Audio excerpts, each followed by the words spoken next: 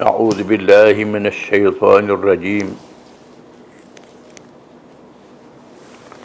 فإن كنتم على سفر ولم تجدوا كاتبا فرهان مقبوضة فإن من بعضكم بعضا فليؤدي الذي اؤتمن أمانته وليتق الله ربه ولا تكتموا الشهادة ومن يكتمها فإنه آثم قلبه والله بما تعملون عليم.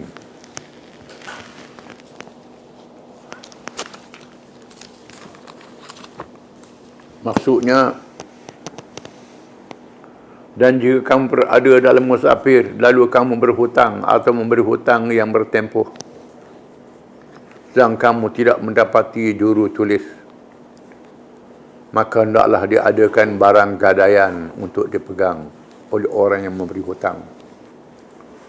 Kemudian kalau yang memberi hutang percaya kepada yang berhutang dengan tidak payah bersurat saksi dan barang gadaian, maka hendaklah orang yang berhutang yang dipercayakan itu menyempurnakan bayaran hutang yang diamanahkan kepadanya.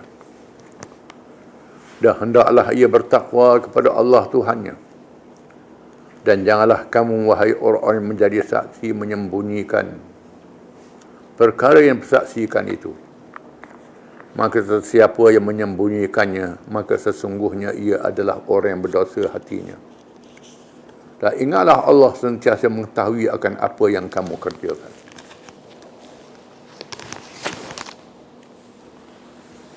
Ayat ini masih lagi berkait dengan hutang piutang. Ditambah hukum bergadai.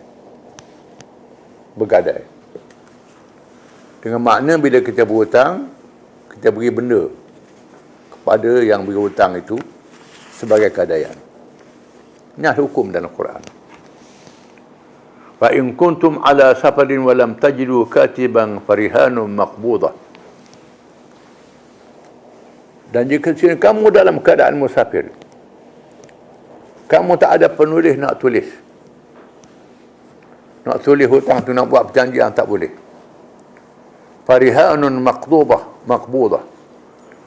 Dibenarkan kamu memberi barang untuk dipegang sebagai cagaran, sebagai gadaian. Dibenarkan bergadai. Ni walaupun ayat ni menyebut dalam keadaan musafir, dalam keadaan tak musafir pun boleh juga, tak jadi masalah.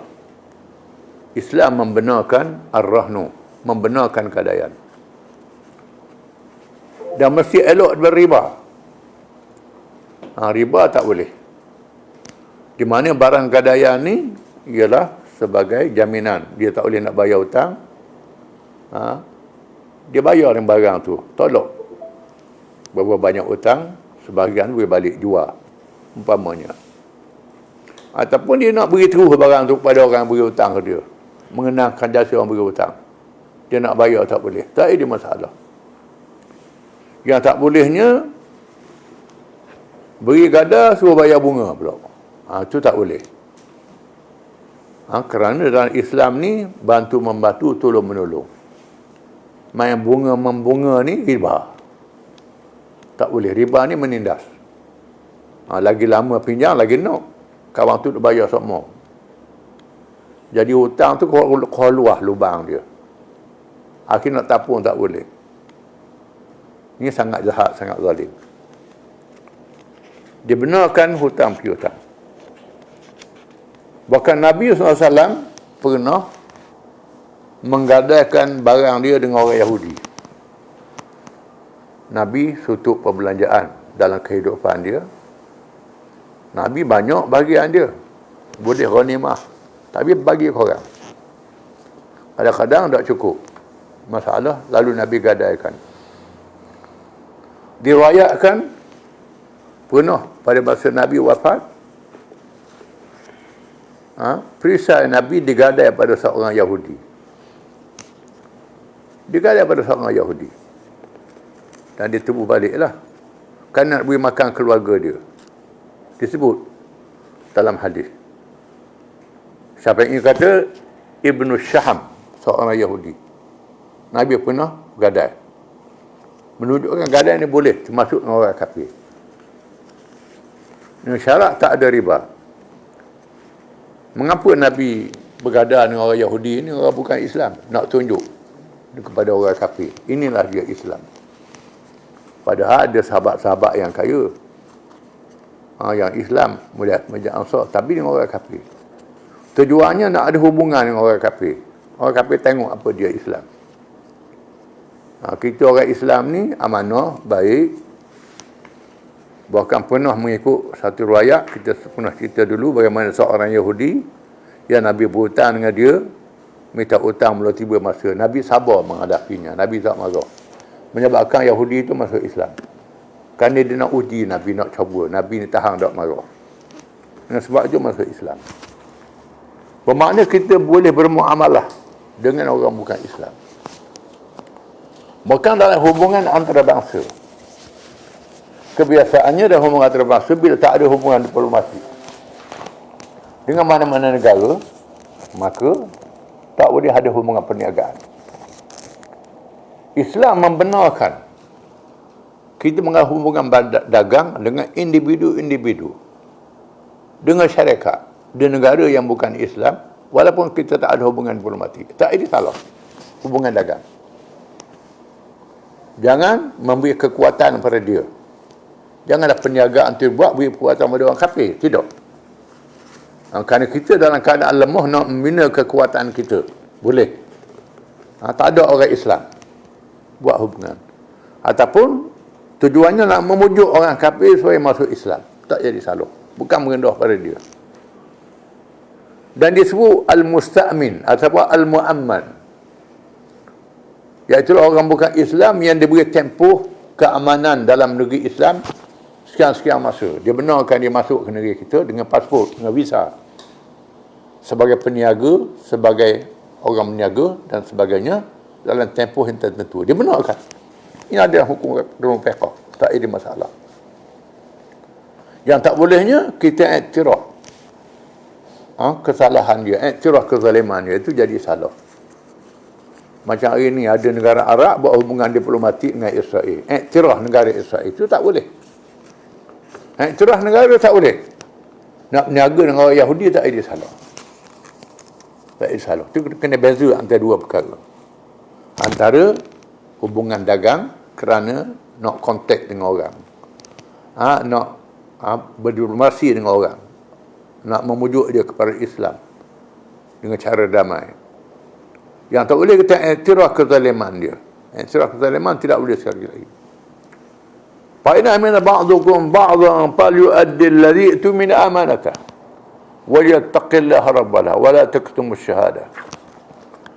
Maka jika sekiranya setengah kamu merasa aman terhadap setengah yang lain, tak payah gadai.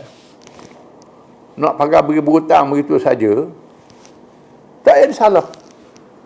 Tak ada apa. Tak boleh saksi, tak apa, pakai percaya begitu. Tak ada salah. Tetapi ingat, fal yu'addil ladzi tumina amanatah. Hendaklah tunai amanah itu, tunai. Yang buat janji itu tunai. Hutang kena bayar hutang. Walaupun kita tak tulis. Wa yattaqillaha rabbah, dan takut pada Allah Tuhannya. Walaupun kita tak tulis, Tuhan tahu. Ini beza antara hukum Islam, hukum bukan Islam. Hukum bukan Islam ni bila tak tulis lah, tak ada apa lah. Cara dia mahkamah pun tak dia nak buat apa lah. Tapi hukum Islam ni walaupun tak tulis, malaikat ada. Malaikat ada kiraman katibin, tulis amalan kita. Tuhan tahu pada hari kiamat. Kulit kita bercakap, tangan bercakap, mu surah piti. Mu tak bayar. Beri berhutang, lepas tu tak mengaku pula. Kita berhutang dengan orang. Kan tak ada tulis apa-apa, tak ada surat, tipu orang. Jangan, ada hukum hari akhirat. Jadi orang Islam bertakwa pada Allah Ta'ala. Walaupun tak tulis ni kerana nak, kalau ada hal-hal kemudian, nak bawa ke mahkamah. Kalau kita jadi tuan hakim sekalipun, bila orang cara depan kita jadi tuan hakim, tak ada kenyataan bertulis. Dia kata begitu, kita hukum begitulah. Hari akhirat tu hukum Allah Ta'ala. Serah pada Tuhan. Banyak kes Sayyidina Ali kehilangan baju rantai yang terkenal. Baju rantai. Sayyidina Ali nak pergi ke Siffin, perang, baju rantai jatuh. Orang Yahudi ambil. Sayyidina Ali balik, tengok orang Yahudi pegang baju rantai dia. Sengaja gitu duduk eleh-eleh depan dia. Sayyidina Ali kata, ni baju rantai aku. Yahudi kata, dok, hak saya. Hak saya. Balah. Akhirnya bercara depan Syureh. Syureh Al-Kandi, Syureh yang terkenal, seorang hakim yang adil. Syureh tanya, mana saksi Amirul Mukminin?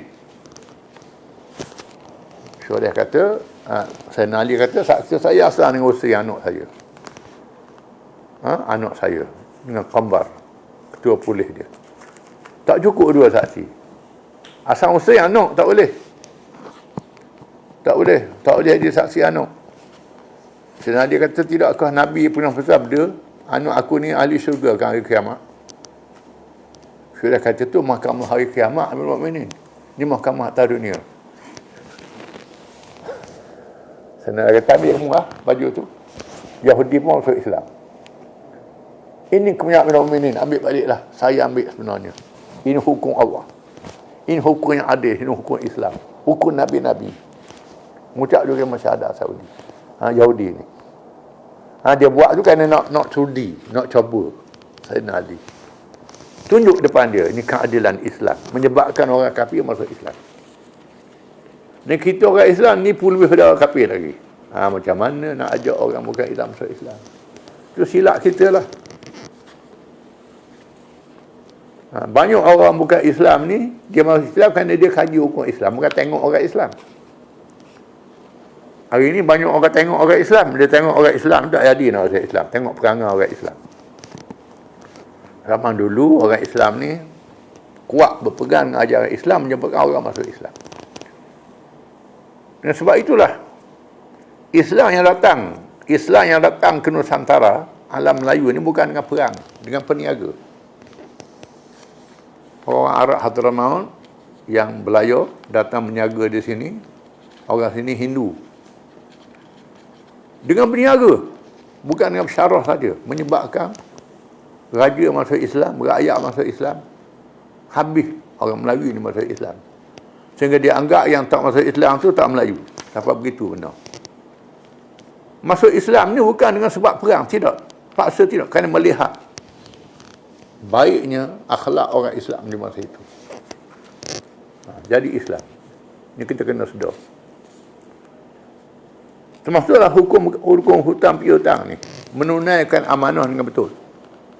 Wala taktumus syahadah, jangan sembunyikan penyaksian. Jadi saksi jangan sembunyi. Orang itu fa innahu asimun qalbuh. Barang siapa yang menyembunyikan penyaksian dia, maka jahat hati dia. Itu hati jahat.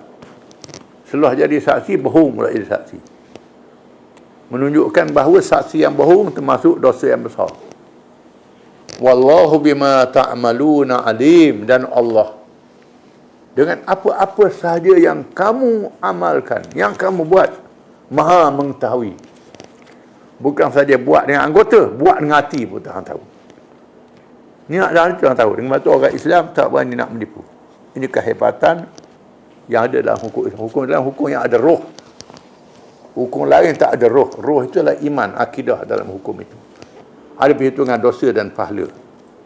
Bukan ke atas dunia saja. Wallahu a'lam.